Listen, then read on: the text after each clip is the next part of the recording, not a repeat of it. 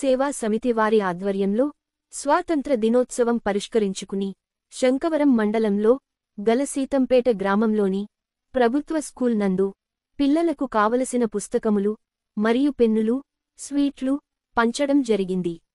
ఈ కార్యక్రమమునందు పెద్ద ఎత్తున గ్రామంలోని యువత, పెద్దలు మరియు శ్రీ ఎమ్మ సేవా సమితి యొక్క సభ్యులు పాల్గొనడం జరిగింది. ఈ సందర్భంగా సీతంపేట గ్రామ పెద్దలు శ్రీ ఎమ్మ సేవా సమితి వారిని అభినందించారు. యూత్ అంతా కూడా కలిసి చిన్నపిల్లలను కూడా తర్వాత అలాగే పెద్దవారికి కూడా అనేక కార్యక్రమాలు సేవలు అందించాలని కోరుతున్నానండి. మరి